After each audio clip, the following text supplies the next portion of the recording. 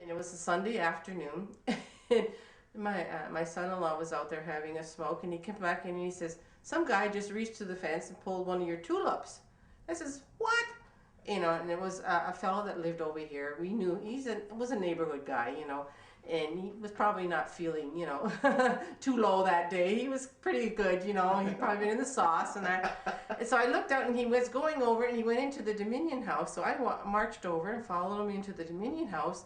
And I went right up to him and I says, give me back my flower. Give me back my flower. And he looks at me and I says, you don't take anything from me. If you want it, you come, knock on the door, ask for it, and I'll give it to you. No problem. So I come home with my flower. 2 days later, this little knock at the door. Here he is at the door. I'd like to go see my girlfriend. Can I have a couple flowers to bring to my girlfriend? And I said, sure you can. Well, what color do you want? We went out there and picked him some flowers, and ever since, and then all the time that he lived there, he would come periodically to get some flowers to bring to his girlfriend.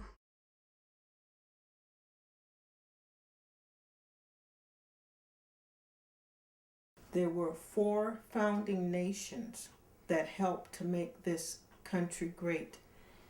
People of African descent, people of First Nations descent, people of British and French descent. And unless a person knows their roots, it's very, very difficult for them to get their wings and make progress in life. Well, I think we have a jewel here in Sandwich Town which many people do not know anything about. We're the oldest continually inhabited European settlement west of Montreal, and people don't even realize it. A large percentage of Canada's history is here. Canada's a young nation. We haven't been around for, 240 years. And I've been to Europe and I've been in churches that are 1,000 years old. So we've got buildings here that were right at the beginning of when Canada first became Canada. There's just so much in Sandwich Town. People would be surprised. It's such a treasure in terms of secrets and mysteries. If you went back to the 1920s, there was what was called the border cities, which was a whole string of towns along the river. And this included Sandwich, Windsor itself, Walkerville. Old Sandwich is where Canada became a nation for all people. The War of 1812, and the outcome of that war led to this being a sovereign nation. You realize that. If not for that war, we would probably still would have become a part of the United States of America. This one little section of Canada won a major war. There's blood in the soil here, and so there is in Montreal and Quebec City too. There's blood forming this nation. So it's it's we've earned the right to say that we are one of the oldest parts of Canada.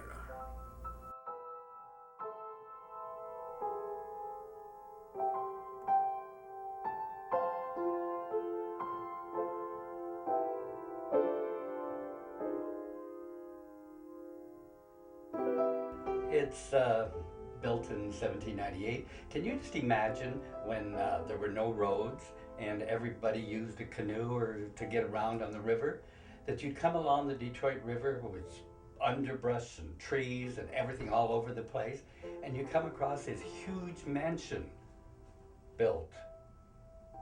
It would be so striking. And of course, the Indians, they came there. It was a trading post. This house celebrated its 200th anniversary last year, 2008. 2008. The deed for this house is about this big, and it's handwritten in ink, and it says, I, George III, King of England, Ireland, Scotland, Wales, and Defender of the Faith, hereby declare this to be house number 1 on lot number 1 in the town of Sandwich in the Western District of Upper Canada. Mackenzie Hall, which was the building of the law courts and an administrative building. It's important because it was the mason who actually built the building was Alexander Mackenzie, who became the second Prime Minister of Canada. There was a possibility that that whole building might have crumbled into disuse and would have been lost. But somebody like Evelyn McLean, who was an architectural historian, decided it was an important building and should be kept. Where you have General Brock School, that would be freedom of education. St. John's Anglican Church, freedom of religion. Mackenzie Hall, freedom of justice. And where St. John's Hall is, that would be freedom of assembly. And I believe that is the only corner existing today that still has that designation of portraying the 4 freedoms.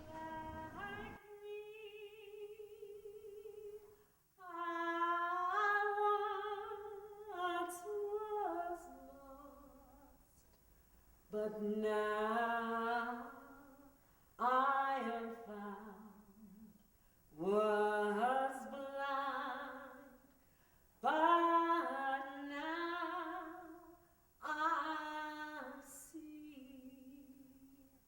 As they would come to the church doors would be locked.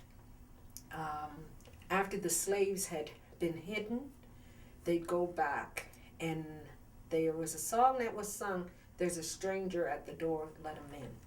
And that meant the bounty hunter was here. They would just run away at night usually, and then they would try to get information on where it was safe to go. Sandwich First Baptist Church, which was a haven for escaped slaves and refugees from the United States. And the history is well known that that was the first stop on the Underground Railroad terminus here in Canada. It occurred right here in Old Sandwich. And it wasn't until I was in university I learned about it. I went to Battle Creek and I saw Sojourner Truth's grave, and Harriet Tubman, and I knew who they were because I read books about them as a kid. It wasn't anything I learned about. I had no idea that our house was part of the Underground Railway, and this was the terminus. And I just think it's incredible I can't imagine. I can't imagine what it would be like to be owned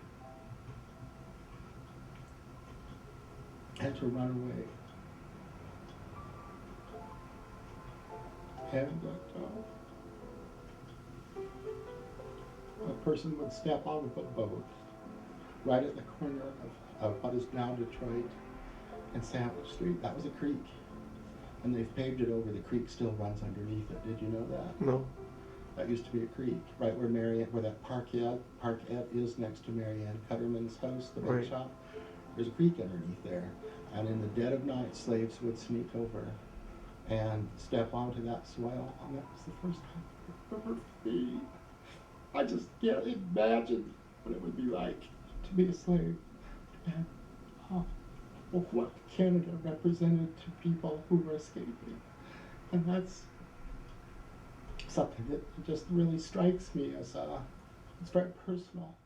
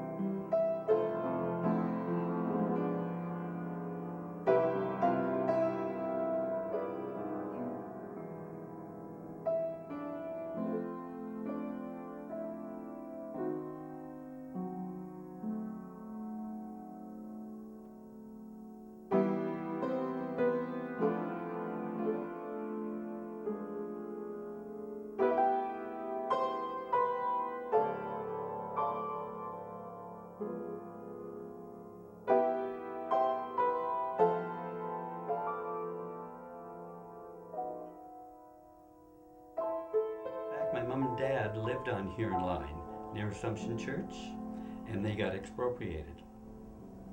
The bridge took over their property. Today, Mr. Maroon is expropriating properties, or buying properties, as much as he possibly can to turn Sandwich Town into a ghetto. Matty Maroon is a multi-billionaire. He has more money than he knows what to do with. If Matty wants something, he can buy it. And does he own anything in the area? Does he own it? You're funny. He's a multi-businessman. He has trucking companies, he has everything, including the Ambassador Bridge, which is the only international crossing that is privately owned. This is a war, and it wasn't a war that we started. It was a war that the Ambassador Bridge Company and their associates literally took the front lines on. They came after us, and we said that we were not going to back down. And if we had, they would literally turn us into what they've done on the American side, literally push out thousands of people. There was over 15,000 people in the Sandwich Town community. We're not going anywhere. Anything can be rehabilitated if you want it to be rehabilitated, but when it doesn't suit your needs to have that rehabilitated, it's better to tear it down. Well, then you'll bring in some expert that'll say, no, we can't rehabilitate those houses. Sorry, that doesn't work. It doesn't cut the mustard here. No, those houses are beautiful homes. And then people say, well, who wants to live there anyway? It's next to a bridge. Duh, people have been living there since 1940. We've been at war for our very existence for a very, very long time, and I think that right now in this fight against the border crossing, we're back at war again. 7 times this country has been invaded by our neighbors. 5 times those invasions started right here in Windsor, in Old Sandwich, along this riverfront. Now we have another kind of war. It's not armies, it's a billionaire with a private agenda for personal wealth. And just as we have repulsed armies in the past, we will never allow a single person to win and destroy the Canadian